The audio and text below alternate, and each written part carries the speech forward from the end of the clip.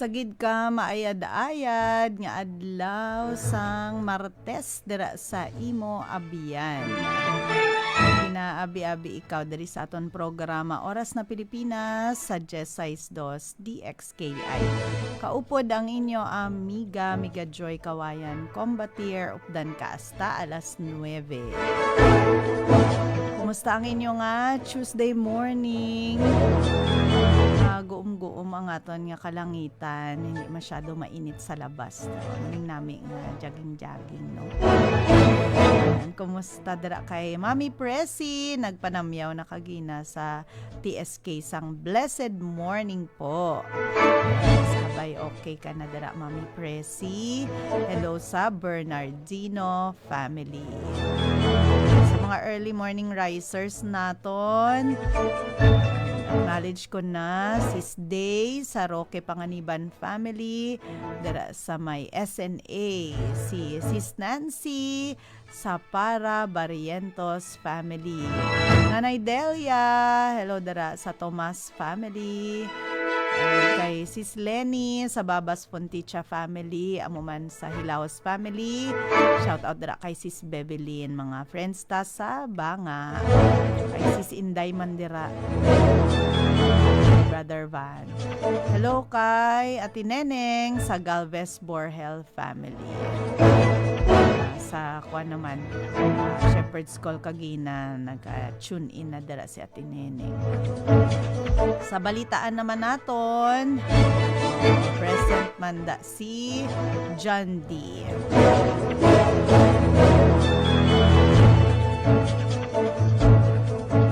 Message ka mo diri through our text line 0975-548-4983 or sa 0963-180-1469 naman ang text lines ta diri sa DXKI or mag-connect man da sa aton na FB Live via 1062 DXKI-FEBC Radio. Dali na kita sa aton una nga segment, ang Pabalon. Pabalon sa Oras na Pilipinas.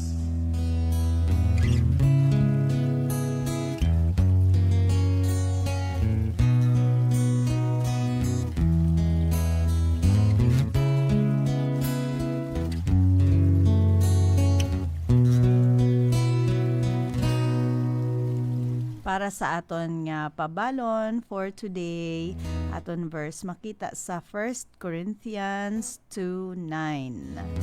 1 Corinthians 2:9. No eye has seen, no ear has heard, and no mind has imagined the things that God has prepared for those who love Him. Pasahon taman ini sa Hiligaynon.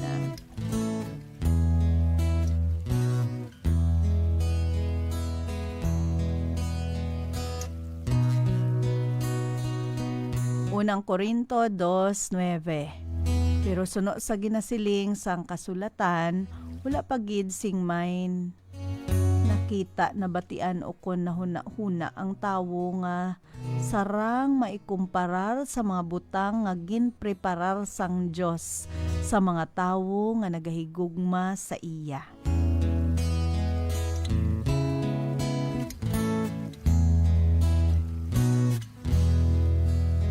Kanami gid nga message of hope ang ining dinalan sa kasulatan, no? Sa unang Korinto 2:9.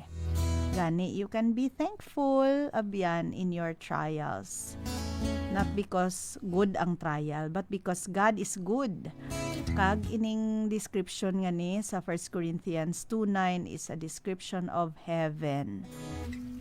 God has promised heaven for all those who believe in His Son Jesus, those who love Him. So, ano ang description diri sang langit? Hindi naton matungkad ang bal ni Apostol Pablo kay waay sang nakakita sa aton, no? Wala sang nakabati ano kanami gid didto, no? Hindi makaya nga isipon sang aton nga limited nga huna-huna, no, sa aton paminsaron kay man we have only a glimpse, no? May pahayag ang pulong sang Ginoo, but that's only a glimpse of what heaven is like.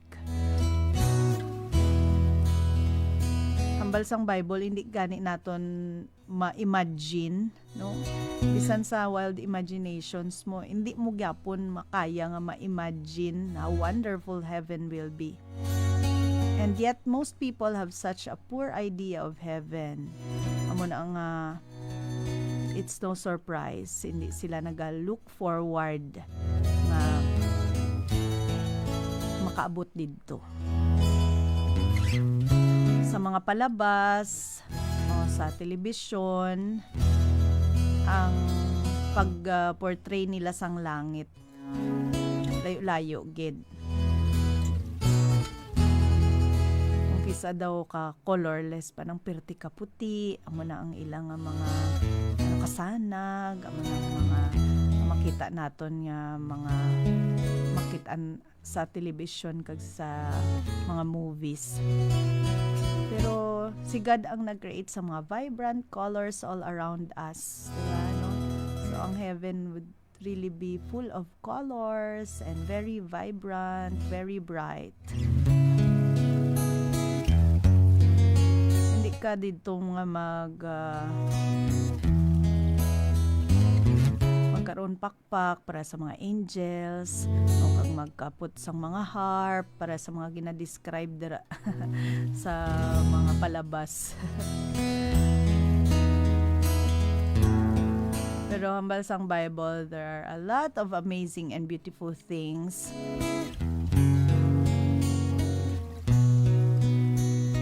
nga aton i-look forward dito sa heaven. Even diri sa planet naton sa planet Earth, God created all these amazing and beautiful things. Pawaw ka sa mga nami nga mga beach landscapes, ang banwasang Palawan din consider nga one of the most beautiful place, no, pag-abot sa mga beach landscapes dira, no, mga islands dira, no. Sa iba naman nga mga pungsod, may mga bukid nga, may mga snow sa babaw, no? May mga redwood forests. Makitaan mo na sa television, sa mga movies, dira pa lang mapawaw ka na, no? There's beauty and variety of flowers, animals, plants, no? But layo dira ang picture of heaven. Labaw nga mas nami didto.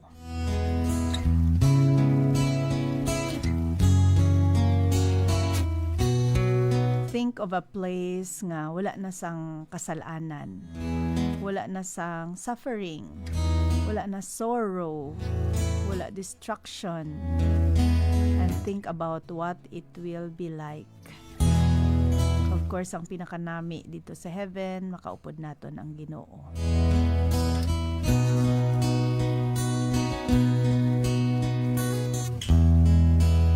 Hindi naton kaya nga tungkaron what God has prepared for us.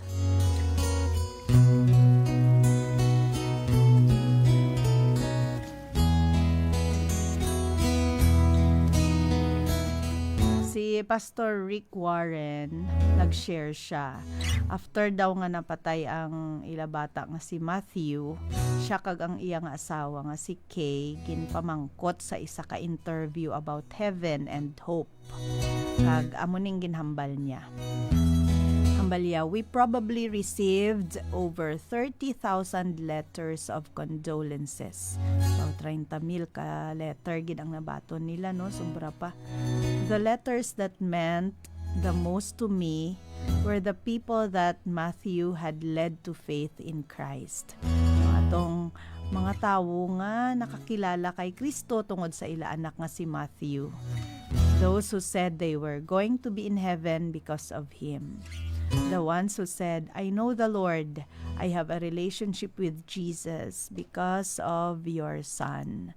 No, sa sina nga mensahe find comfort man si Pastor Rick. Kag nagsulat siya gani sa iya journal nga in God's garden of grace, even a broken tree bears fruit. And that was true, no, sa kabuhi. Suno pa ni Matthew.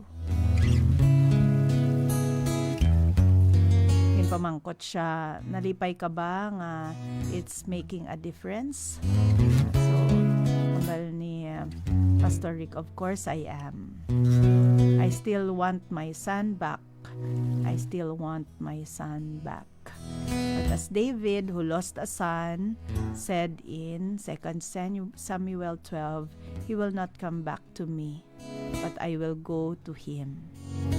Amo nang paglaom sang langit nga miyara kita bilang mga Kristohanon that has strengthened us even through the darkest days. Wherever there's a shadow, there's a light. Ang susi to walking through the valley of the shadow of death is to turn your back on the shadow, which is scary, and look at the light. And that's how you get through it. So, fix your eyes on Jesus, siyaton kasanag. If you're walking through the valley today, keep going and look to the light.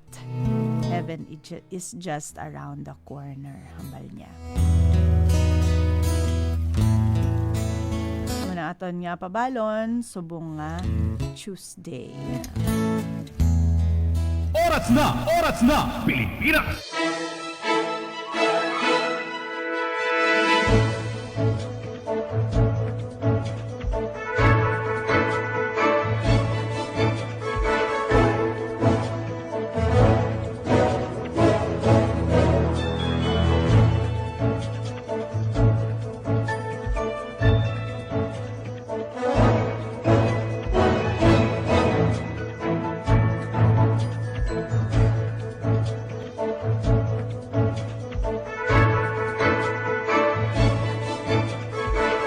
This is 6 minutos, makaligad ang alas 8 sang aga. Hello kag, happy listening liwat kay John D. Dala sa Jensan. Tagaanta, ligwaan ay ang aton nga mga public service announcement. Dulong sa aton ni Mika Jen ang aton nga action line.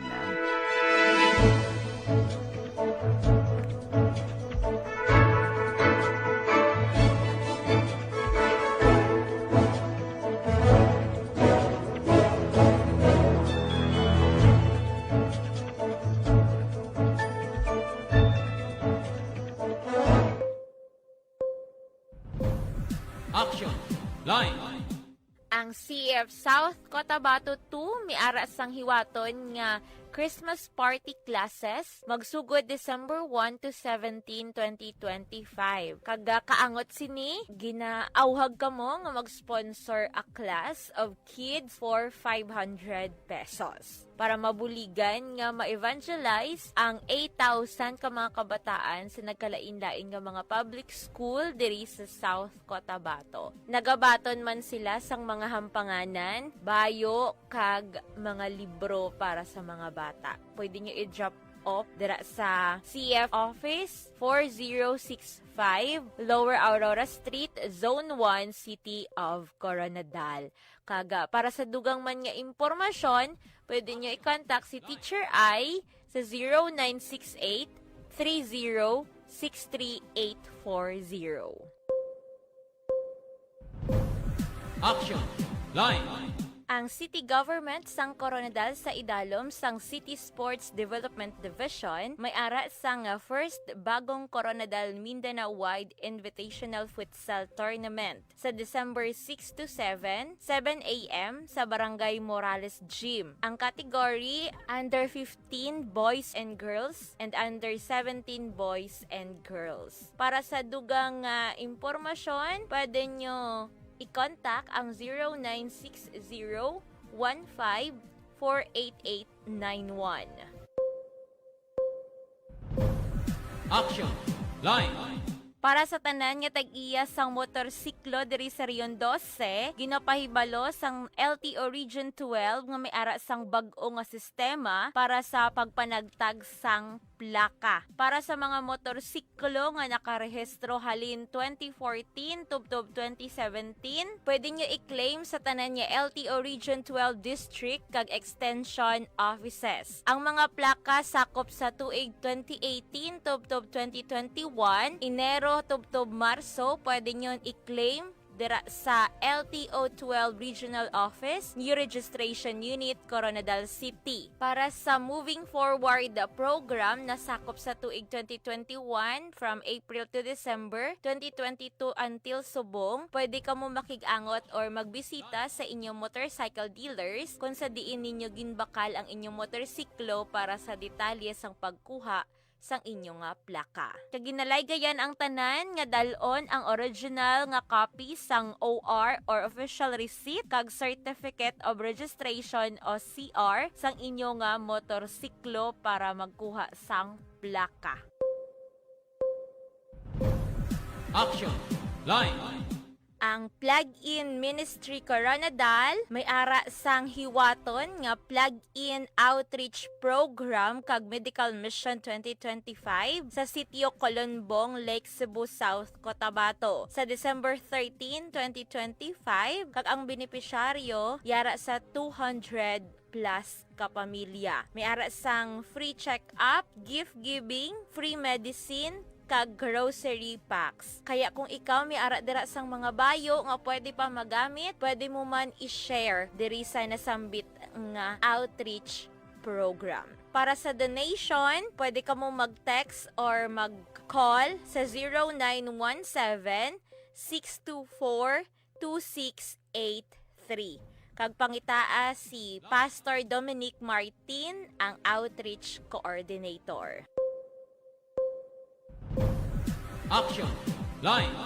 Ang city government sang Coronadal may ara sang himuon nga public consultation in line sa proposed schedule of market values of real properties diri sa syudad sa tuig 2026. In line ini siya sa compliance sang Section 15 of Republic Act number 12001 or ginatawag nga Real Property Valuation and Assessment Reform Act. Sa December 17 to 18, 1 p.m. dira sa City Hall Lobby, New City Hall Building, Jensen Drive, Barangay Zone 3. Para mag-intra, pwede nyo man iscan ang QR code nga ara sa City Government of Coronadal FB page. Action. Line. Sa tanan nyo mga kabataan, ginaauhag nga magparehistro sa COMELEC sumugod sang Oktubre 20 tubtob Mayo 18, 2026 para sa 2026 barangay kag SK election. Sino ang pwede magparehistro? Mga bag-o nga botante 15 years old pataas para sa SK kag 18 years old pataas para sa barangay. Mga nagbalhin sang balay, mga luyag nga liwat mangin aktibo sa ila registration kag iban pa nga kwalipikado uyon sa layi. Magpadulong lang sa COMELEC office o sa mga satellite registration site sa inyo lugar. Dalon lang ang valid ID kag iban pa nga mga dokumento. Action. Line. Ang city government sang Coronadal sa idalom sang Executive Order number 76 series of 2025 temporaryo nga siraduhon ang dalan partikular dira sa Alunan Avenue at tubangan sang provincial capital. Magsugod December 1 to 16 in line sa celebration sang Provincial Government of South Cotabato Christmas Food Bazaar. Ang oras halin alas 2 sang hapon tubtob 12 midnight. Action. Line.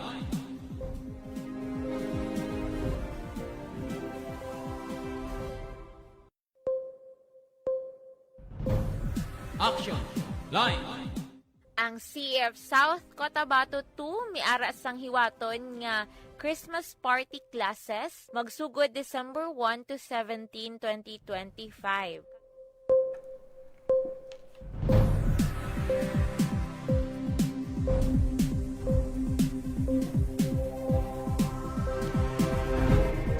And ongoing na ang Christmas party classes nga ginapatigayon sang CEF South Cotabato.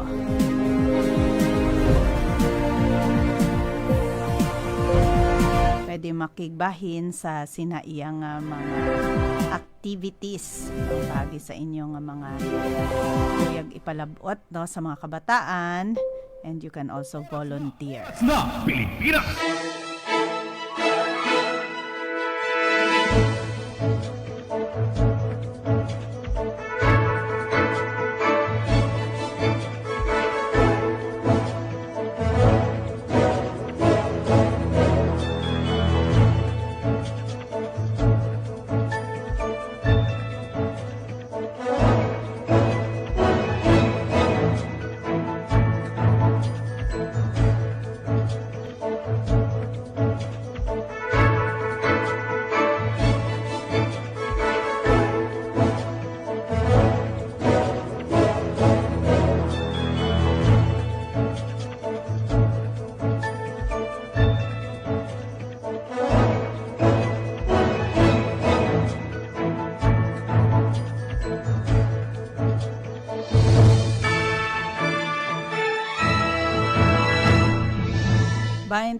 Minutos, makaligad ang alas 8 sang aga. Padayon kita diri sa aton iyang programa kag dugay-dugay tagaan taligwa ang aton nga trivia ginaabangan daan na ni John D.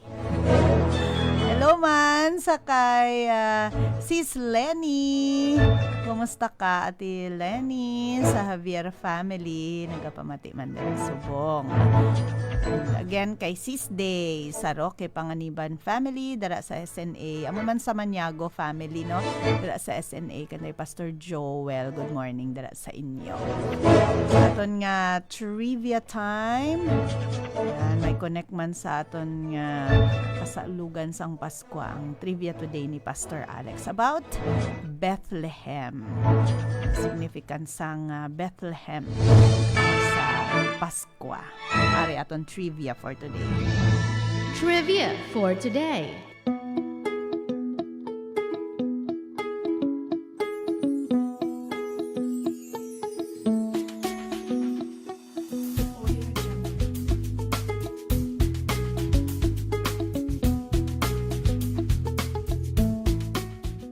Good morning sa aton nga mga ka-trivia kag mga ka-ONP. Subong adlaw. And today is Tuesday, December 2 ang aton nga petsa. Kag subong adlaw, istoryahan naton ang lugar sang Bethlehem. Ang lugar sang Bethlehem, hindi lang siya isa ka lugar nga na-mention sa story sang Christmas. Isa siya ka gamay nga lugar, banwa, kag makita naton siya sa plano sang Ginoo in terms of prophecy, no? In terms of royalty kag ang redemptive nga plano sang Ginoo. Ang history sang lugar nga ini halingid sa Genesis pakadto sa account no sang 4 gospels or one gospel by 4 writers. Kag ginapakita ang kamot sang Ginoo no sa pagpili sining gamay nga lugar and very unlikely place para matabo ang isa sa mga pinakadako gid nga ginhimo sang Ginoo no sa history sang tao. Kay tanaw naton ang geographical kag historical background sining nga lugar no. Ang Bethlehem halin sa Hebrew word nga Bethlehem, meaning house of bread. O sa Ilonggo pa ni balay sang tinapay o basi damo bakery di o itakbalo no. Kag sa Arabic ang pangalan sini is Bethlam, meaning house of meat. O lain man sa Arabic no. Pero whether house of bread or house of meat, makita naton ang tema sang provision sang Ginoo sa iya nga pag-sustain kag sang iya nga matutom nga pagbantay sa iya nga mga katawhan, especially sa pag-provide sang pagkaon. Bethlehem is about 8 kilometers south of Jerusalem. Mga more or less 8 ka kilometro, no? South of Jerusalem. Okay. Kag ang iya sini nga position is ara siya sa hill country of Judea. Mga 2,500 feet above sea level. So sa kaon ini siya nga lugar ining Bethlehem nga ni, no? Kung magkadto kaya from Jerusalem magkadto ka didto medyo taklad. Kag ang surrounding landscape sini is limestone nga mga bakulod, no? And then may mga galagmay nga valley, no? Ning valley bala ning mga nubo nga parte. And madamo siya sang mga shepherding fields or mga lugar nga damo hilamon, no? Very ideal sa pagpahalab sa mga kasapatan sa mga tao didto, no? Especially mga kanding, mga karnero. Yan. Subot silingon ang Bethlehem, manami istaran kung isa ka manugpahalab, no? Isa ka shepherd. Amo na nga sa Luke chapter 2, sa pag-announce sa mga angel sa pagkabata ni Kristo dito sa Bethlehem, kita naton may mga shepherds dito, no? Sa ilagid gin-announce ang pagkabata sang aton nga Ginoo. So, sang time ni Jesus, ang Bethlehem is gamay siya nga klase ka lugar, no? Around mga 300 to 1,000 ka mga tao. So, gamay na siya. Daw barangay lang na diri sa Pilipinas, no? Isa ka barangay nga kung sa diin halos kilalahay ang kada tao. Basi magparintihanay pagani, no? Kag ang kagamay sang Bethlehem, amo na ang isa ka description nga na fulfill niya gid, no? Ang propesya ni Micah, Prophet Micah in chapter 5 verse 2 nga diri nga lugar, no, ibata ang manluluwas.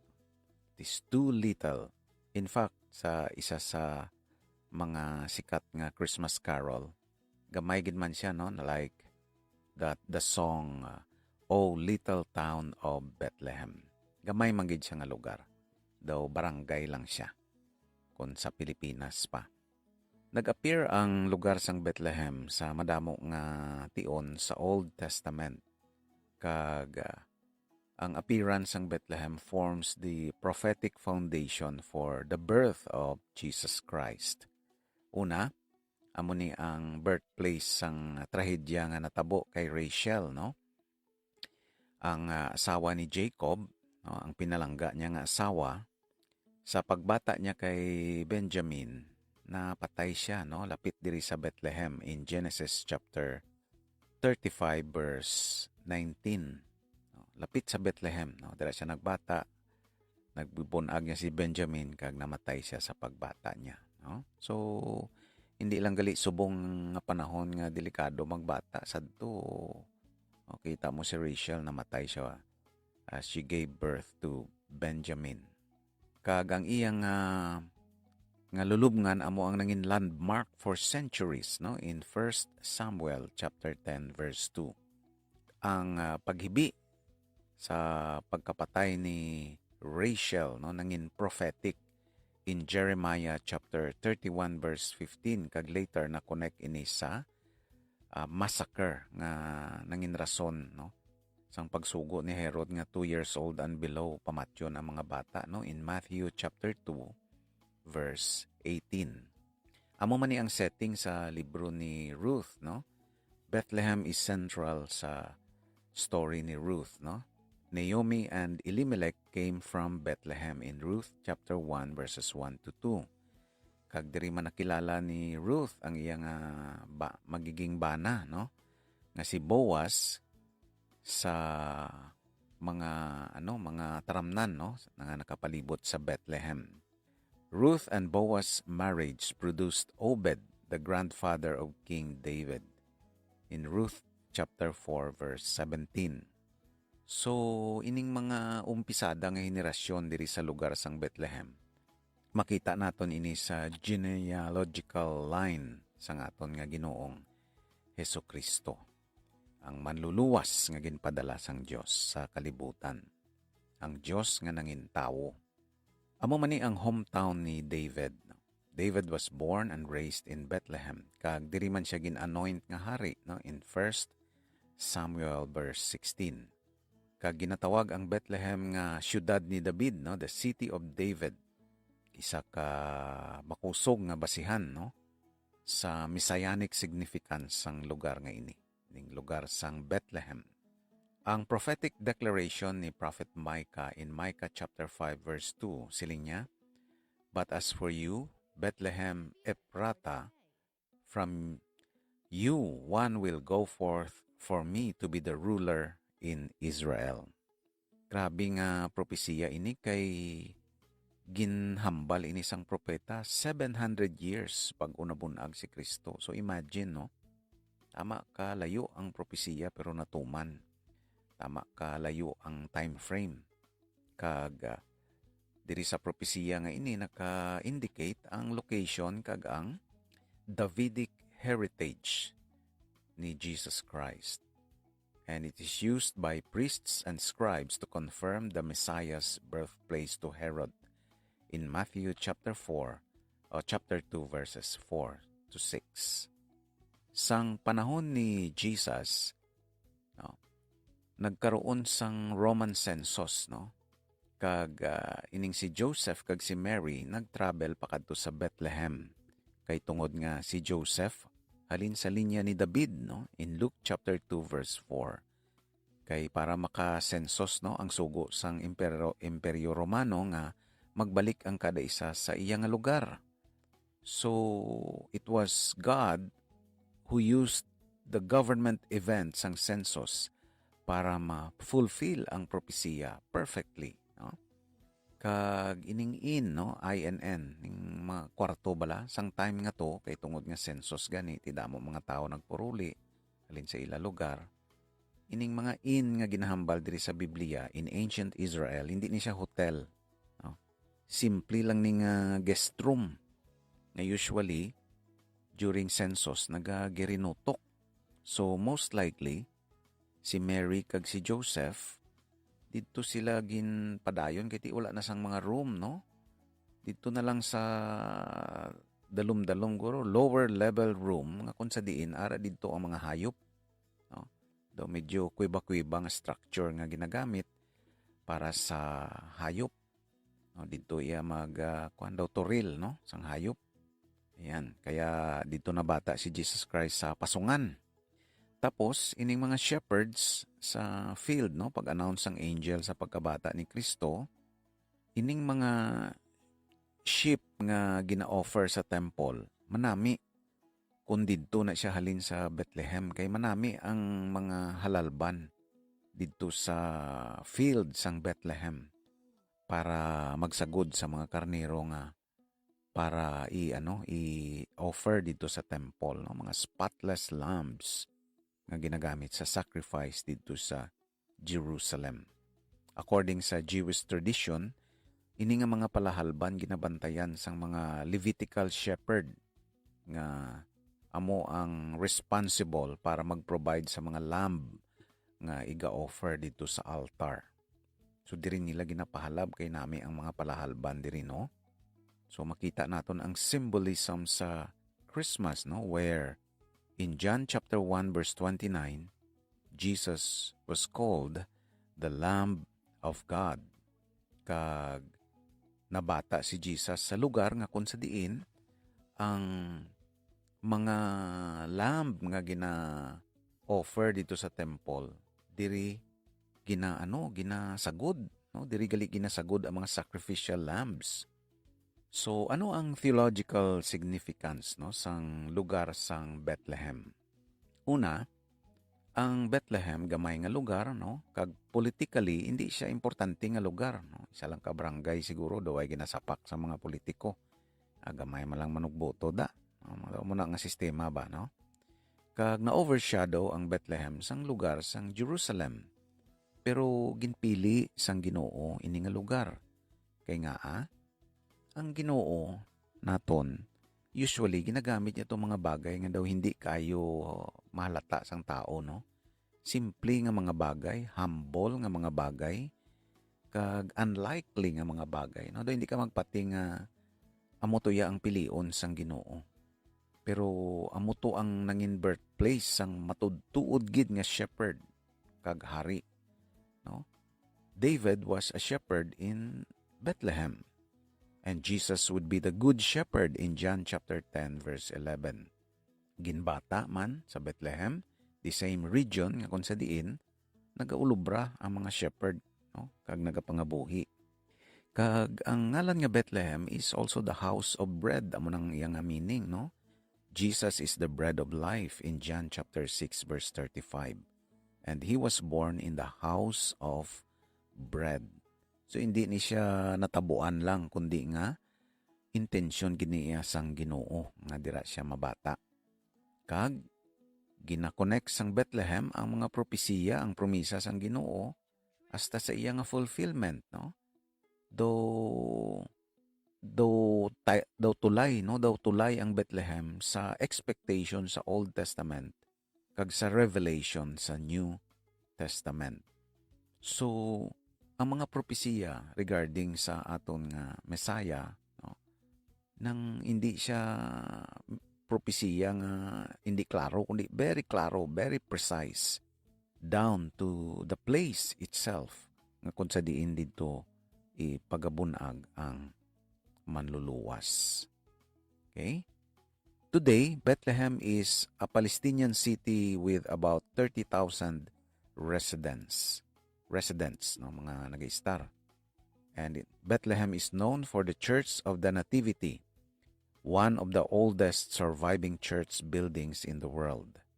Kag isa siya ka major nga pilgrimage destination para sa mga Kristohanon worldwide. No, kung may mga Kristohanon nga mag-pilgrimage kadto dito sa Israel, sa Jerusalem, no, malagaw gina sila dito sa Bethlehem, no? Siguro gagaday na sila kadali kadto tato sa Bethlehem, ang lugar nga kung sa di na bata ang aton nga Ginoo. So in spite sa mga political tension sa subong, Bethlehem remains to be a symbol of hope, representing the place where God stepped into the history of humanity. So ginapakita sang lugar nga ini nga ang Ginoo tuman sa iya nga mga promesa. He is a faithful God. Even if century mo, daang-daang taon pa ang lilipas, no? Imagine 700 years ang propesiya ni Prophet Micah bago natuman. So our God is faithful, no? He keeps His promises. And then ginagamit sang Ginoo ang humble nga mga tao, humble nga mga lugar, no? Lain sa expectation sang kalibutan. And God provided the bread of life in the house of bread. And that is His Son, Jesus Christ. So, dako nga reminder, no, nga halin sa isa kagamay, nga pareho sang Bethlehem, dira gali magaumpisa ang istorya sang kaluwasan sang tanan nga tao. It begins in small and unexpected places. Kung paano man nga naghikot ang Ginoo sa aton kabuhi, no? God begins His work in our lives in simple and small beginnings. Okay, so manami, no, nga background sining lugar nga ini kung sa di na bata nga aton nga Ginoo kag kabay nga nakahatag naman sang pagtulunan ang aton nga trivia para sa subong adlaw regarding the small or the little town of Bethlehem. Para sa Oras na Pilipinas, ako si Pastor Alex. Mayugid nga adlaw sa inyo nga tanan. Madamo nga salamat, Pastor Alex, sa sinangaman nami nga trivia about Bethlehem kag significance sina sa birth sa aton Ginoong Jesus.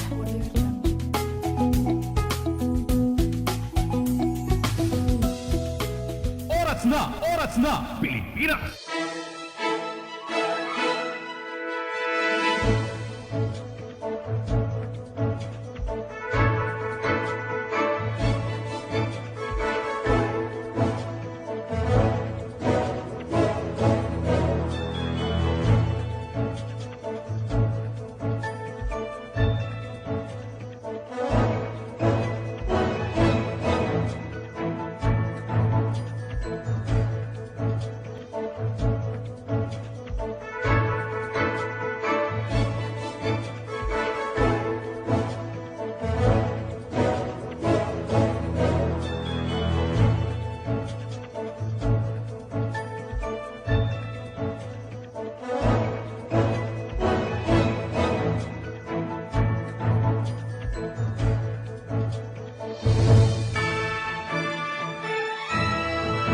Alas 8:44 ang aton nga takna abyan.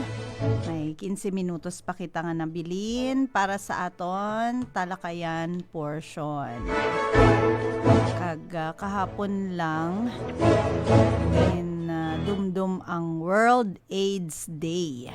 Kaya amo na ang aton nga magiging topic subong nga aga sa aton talakayan portion. Shout out anay dira sa imo Sis Day sa Roque Panganiban family nagapamati via Facebook.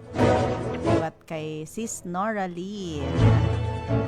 Hello Sis Nor. Thank you for listening sa DXKI.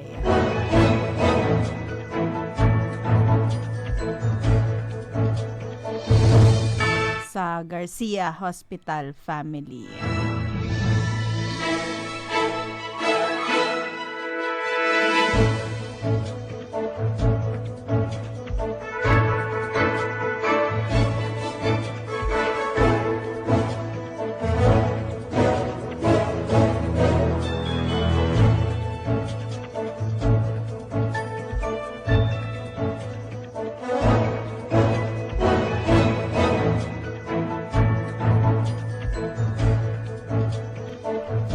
December 1st is ginatawag nga World AIDS Day.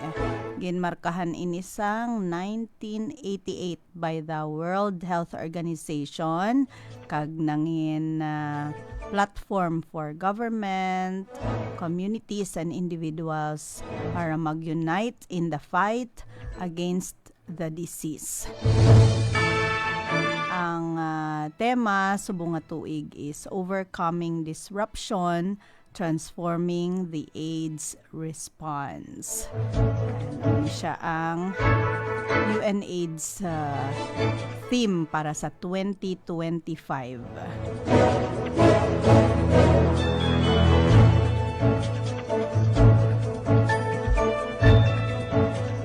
Sa subong abi ang funding para sa pag-fight sang sininga sakit nagnubo tungod man kay si President Trump na ibaluan naton nga may ara siya sang mga iban nga mga prioridad kag naapektuhan man pati ang funding nga halin ang bulk of funding abi halin sa Amerikano.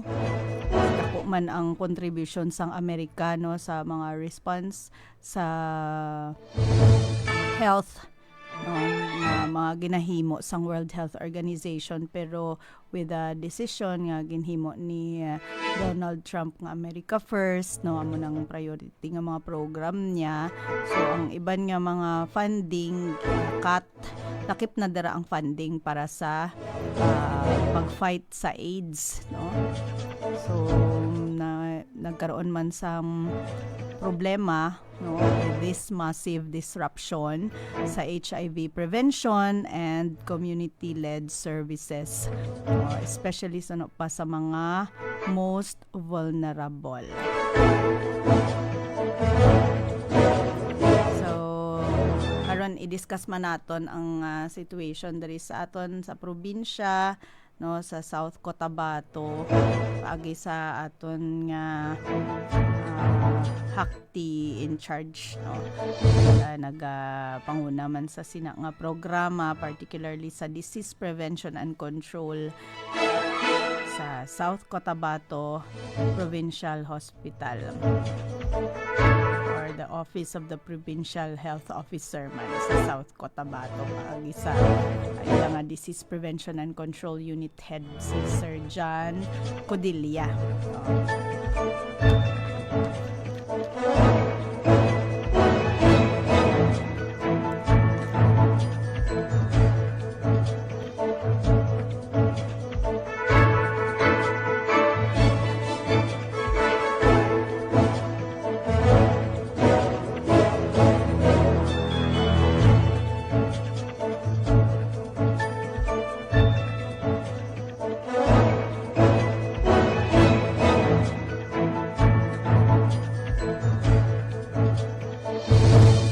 samtang gina-reach out pa ni Migajen ang aton nga resource person, maghatag anay kita sa nga dugang balita gin patumanan sang 60 kaadlaw nga suspensyon si Congressman Kiko Barzaga bangod suno pa sa tinatawag nga disorderly behavior sa lower house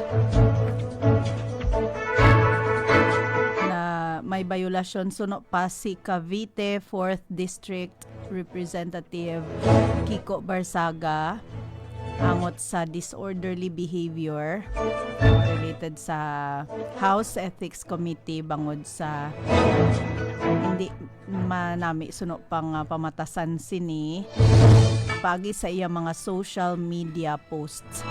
Ginrekomendar sang komite nga suspendihon si Barzaga sa sulod sang 60 kaadlaw nga wala sang mabaton nga sweldo o benepisyo lakip ang hugot nga pagpaandam sa iya.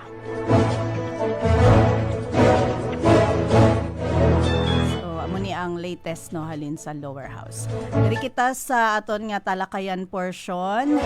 Makakaupod na naton sa pihak linya sang aton telepono para i-discuss ang mga information about sa World AIDS Day, ang Disease Prevention and Control Unit Head sang Office of the Provincial Health Office sa South Cotabato, Officer sa South Cotabato, John Carlo Codillas. Sir John, good morning. Hello ma'am, good morning po. Sa pagpalamati sang DXKI Coronadal.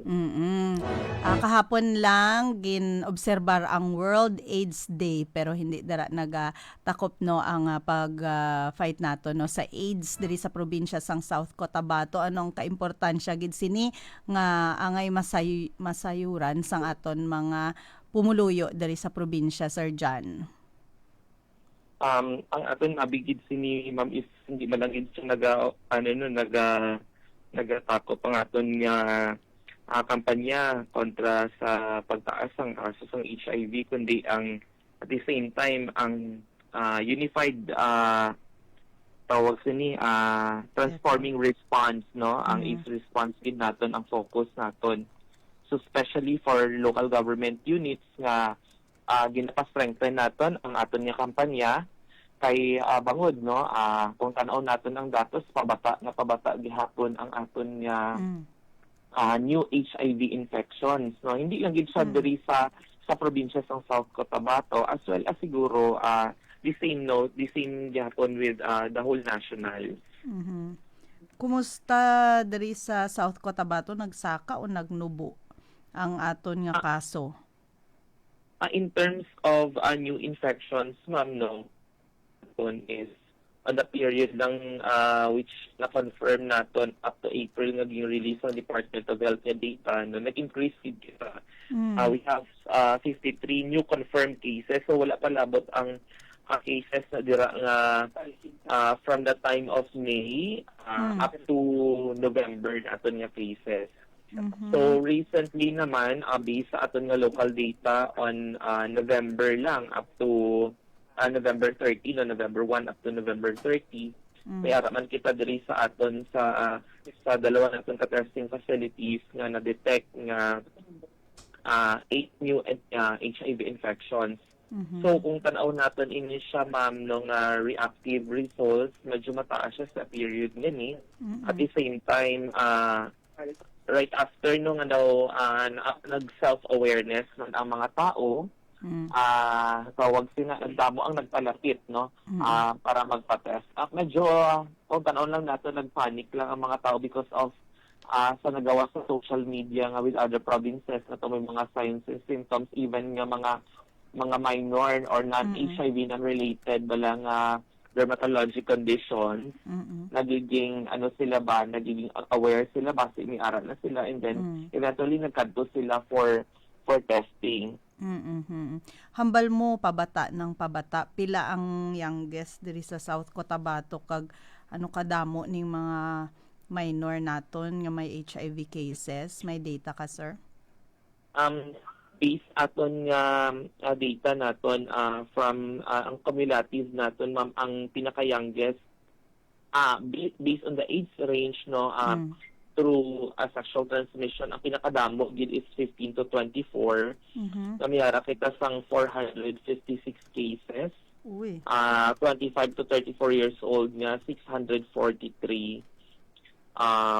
Meron kitang 35 to 49 yung 158, and then ang less than 15-year-old nga 5. So the youngest that we have naman based on our local data no sa South Cotabato na subject pa man siya for confirmatory test, though the client or ang patient natin is on treatment naman kay because of kadamo lang sa opportunistic infection no is 7-year-old. Uy. So that's the youngest nga through sexual means, hindi siya tawag sila, no? Hindi siya sa mother to child ang transmission. So that's so alarming. Imagine na lang sexual transmission at age 7. Ano ni biktima sang rape, ano? Amon nga subong gina-explore kag gina-investigate. Kay tungod nga medyo limited ang information during counseling because we need guardians during counseling session. So with that ginaanogin namon ma'am no, ginatanaw namon ang iban pa man nga aspect on how it was been paano ba na-infect ang bata no. So ang amon gid sa mga campaign is more on focus sa school driven campaigns because of syempre ang mga young populations like less than 15 or 15-year-old to 18-year-olds is pakita naton sa mga schools, and then ang aton naman nga productive age which is ang aton nga HIV in the workplace ang aton gina-strengthen. Pila tanan kung aton ma-account pila ang kaso sang HIV sa South Cotabato? For South Cotabato confirmed cases na based sa Department of Health nga data naton siya ma'am is 1,278 cases na kita no. And we are highest no among other provinces in Region 12. Maybe because isa ka reason is the presence of infections is still there. That's number one. Ikaduha is because of the expanded testing capacity ng province of South Cotabato and the availability of the treatment facilities as well no nga naga-strengthen kita sa aton availability no sang facilities at the same time ang aton nga testing. No, so mga testing sites nato nagdamo and nagdugang kita sang mobile amo nang dugang nato nga day-to-day nga operations nga nagalibot sila.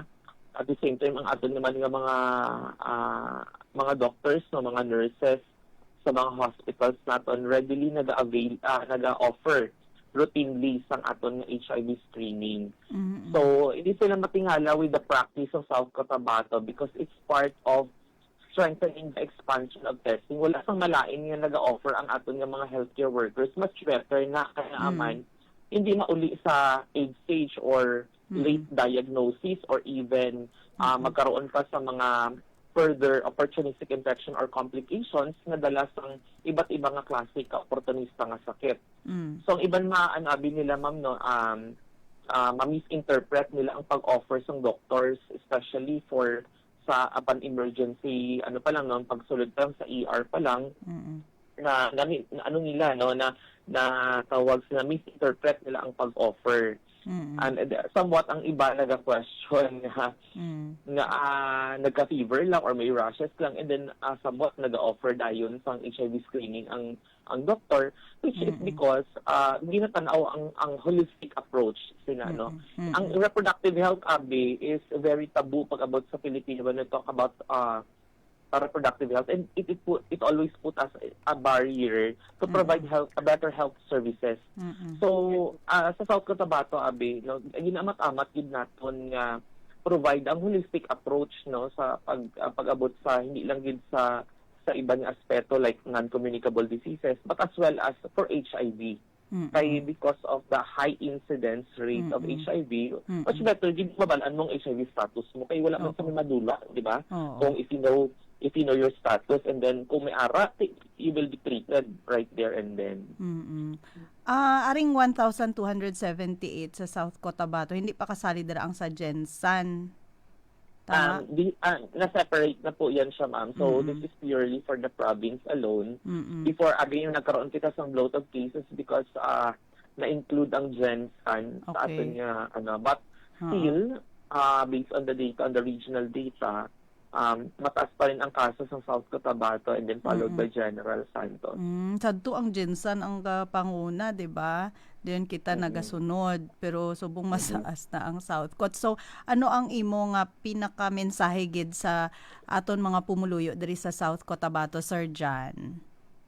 Number one, siguro, ma'am, it's, kung tanaw natin ang tema, it's transforming the AIDS response. So, it's more on like, mag-umpisa kita sa grassroots level. No? We have to strengthen the barangay HIV local response approaches. So, ang aton nga barangay should have also the same activities like HIV awareness for young population. No? Ikaduha, kung balik kita sa grassroots, gid ang pinaka-micro, gid ang pinakauna, gid ma'am, is a strong foundation ng family.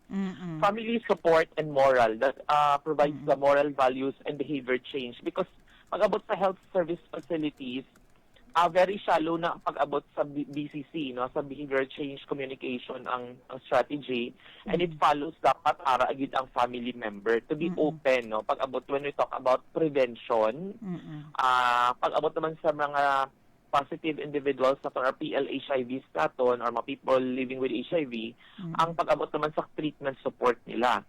And then pag-abot naman sa policies and then better and equitable financing, provisions sa health services that is carried by the local government unit as their response. So, napasunod diri ang pag-reactivate no, sa ilang local AIDS council nga composed of different stakeholders to talk and discuss ang possible nga strategy nga dapat nila nga himuon pag-abot dito sa ilang locality. No? Hindi lang siya diri nakalodge sa province, kundi dito gid mismo no sa ilang different local government units. And pangatlo, ma'am, is ang self-awareness for every individuals because HIV is not just only for the LGU's responsibility. It's everyone's responsibility. So dapat mag-umpisa sa aton nga sarili to be more self-aware. So paano naton i-capacity ang sarili naton? Number one is we will mag-access kita sa health services like availment of HIV screening. Kung ikaw ay may risk no, for example, nagkaroon lang mismo sang sexual activity na hindi protektado or ang partner mo nagkaroon sa pakipaghilawas na iba't ibang kapareha and then nagkaroon din sa unprotected sexual contacts, no? These are high-risk individuals. Kaya kung tanaw natin sa data, more on transactional sex ang pag-increase sa aton nga cases. Secondly, through mother-to-child transmission. No? So, atong mother-to-child naton, itong mga infected mothers, dapat man ma-screen man ang ilang bata. So, nila sila magkahadlok because screening is part of the fundamental health na naton nga services. So, i-avail nila kag i-access nila. And then, of course, ang aton nga blood and blood products, no? Ang aton yung mga blood donors kina-secure sa mga blood banks naton nga to donate in a safe manner na to mga sulod sa criteria as blood donor na gina-filter and gina-screen man asang tarong sa aton yung mga blood centers and blood service facilities nato, no. So and lastly, number 4, ma'am, pag-abot sa multi-stakeholder approach, we include also tanan nga sectors, no, workplace, religious groups, no, to be more open pag-abot sa promotion sang prevention sang HIV. At the same time, no, atong for PLHIV groups man nato, no, to ensure na undetectable ang ilang levels of the virus so that they cannot transmit already the infection. And it includes also sa multi-sectoral approach ang aton nga mga nasa education sector, no, to strengthen also their HIV awareness and education, and as well as incorporate testing.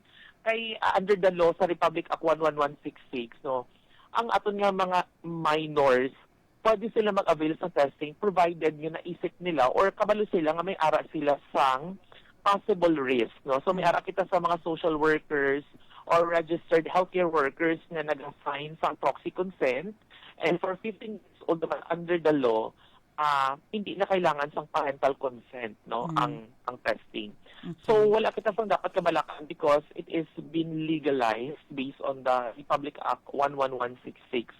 And for for workplaces as well because kung napansin natin ang ato ng mga workers pag abot abi sa health services, very limited ang time nila to access. Otherwise, nagkakaroon na sila sang sakit, dito pa sila magkanto sa health facility. Yes po. So better gid nga early detection and prevention is very important. So may ara kita sa mga prophylaxis na ma'am, no, may bulong na nga pwede sila tumaron to prevent HIV especially for high risk individuals. Wala man kita nagalimit no sang serbisyo natin kay ang probinsya sa South Cotabato, especially the provincial government is funding the all means of prevention, treatment, care, and support sa aton nga people living with HIV. Ang goal gid naton nga matapna gid ang spread sang sini nga virus sa aton komunidad. Yes Kag po, possible yes. ina kung tanan kita buligay, Nagaugyon. no, nagaugyon kag aware no sang paano ni siya nga tapnaon. Yan. Thank you Sir John sa time gihatag mo diri sa DXKI. Good morning. Sa to ang madulong naton yung mga impormasyon no subong aga sang Tuesday kabay pang panubo ang kaso no, sa HIV diri sa aton iyang lokalidad. Ang importante maedukar nato ng mga kabataan kay man nagataas ang kaso. Mag-umpisa gid na dira sa sulod sang Panimalay. Tudloan gid naton mga kabataan ikawan nila inang mga premarital sex, diba? No? Kaya hanggang ganito ni Sir John, amo ng rason usually, no? Sexual activity. No? Amo ng pinakataas nga tala sang kaso sang transmission about sa HIV AIDS. Pasubo sa tong iyang na-report nga as young as 7 years old ang masining sakit nakalatnan sining HIV. Be aware no sang taas nga kaso diri sa aton iyang lokalidad kag pag may risk i-access dayon no ang mga testings nga available libre diri sa aton iyang mga health facilities sa South Cotabato. You can go sa Hakti Clinic dira sa South Cotabato Provincial Hospital. Lapaw naman kita alas 9:07 diri nanay kutob ang aton pagpangalagan. Saliwat ang inyong amiga Joy Kawayan Combatir sa pag-assist diri ni Miga Jen kay Anso. Nagabilin sa inyo sa mayang aga sa mga balita kag impormasyon nga aton nabatian ang Dios lamang aton pagasaligan.